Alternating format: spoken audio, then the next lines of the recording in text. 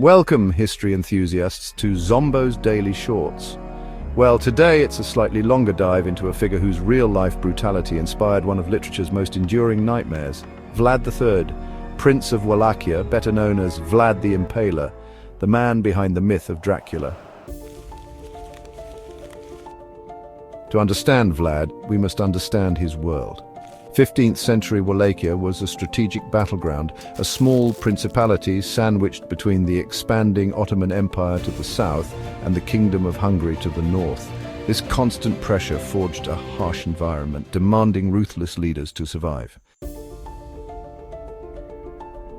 Born around 1431, Vlad was the son of Vlad Dracul. The name Dracul meant dragon or devil in Old Romanian, as his father was a member of the Order of the Dragon, a Christian military order. This name would, ironically, echo through history in a far more sinister way.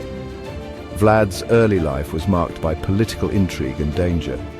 To secure a fragile peace with the Ottomans, Vlad and his younger brother Radu were sent as hostages to the Ottoman court. This experience profoundly shaped Vlad.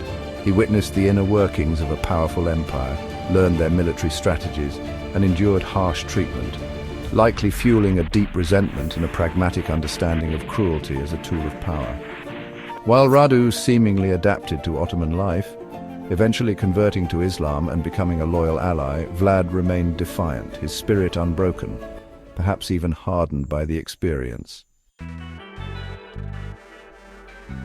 After years of exile and maneuvering, Vlad eventually claimed the Wallachian throne. His rule was characterized by a fierce determination to restore order and independence to his war-torn land.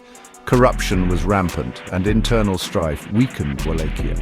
Vlad's response was swift and brutal. To quell dissent and establish his authority, Vlad employed a terrifying method of execution impalement. This gruesome practice involved driving a stake through the body of his enemies, leaving them to die a slow and agonizing death.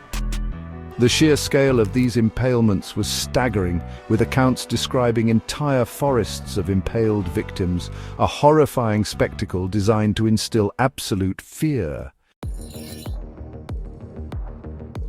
Vlad's reign was marked by extreme cruelty and, from his perspective, a necessary ruthlessness.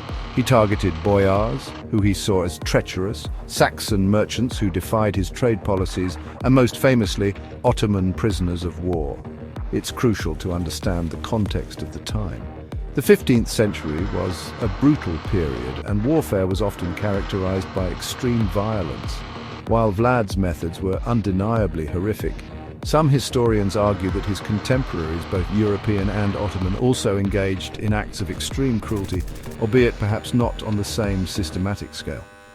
Understanding this context is essential to grasp the era's complexities.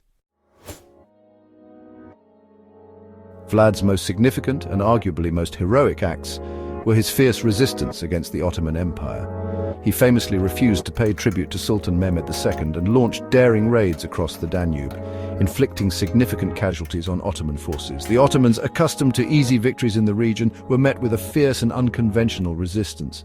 The psychological impact of Vlad's impalement tactics on the invading forces was significant, demoralizing them and contributing to temporary setbacks for the Sultan. So how did this complex, brutal historical figure transform into the blood-drinking Count Dracula? Several factors contributed to this evolution. Firstly, the sheer horror of Vlad's impalement tactics left a lasting impression, spreading through word of mouth and eventually reaching Western Europe through pamphlets and sensationalized accounts. Secondly, the region of Wallachia was already steeped in folklore and superstitions, including tales of vampires and malevolent spirits. These existing myths provided fertile ground for the legends surrounding Vlad to take root and evolve. Finally, in 1897, Irish author Bram Stoker drew inspiration from these historical accounts and regional folklore to create his iconic novel, Dracula.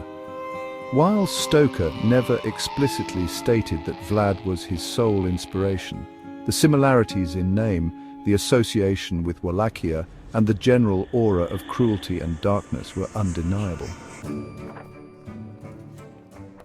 Stoker's Dracula captured the imagination of the world, solidifying the image of a Transylvanian vampire count who preyed on the living.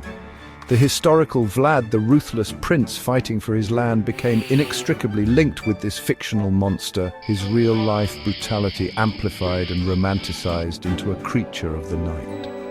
Vlad the Impaler remains a controversial figure, a brutal tyrant to some, a fierce defender of his land to others. His story serves as a chilling reminder of a violent past and the fascinating, often distorted path from historical reality to enduring legend.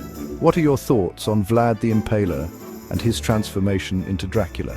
Let us know in the comments below. If you enjoyed this deeper dive into history, be sure to explore more about Vlad the Impaler and the historical context of his time, right here on Zombo's Daily Shorts.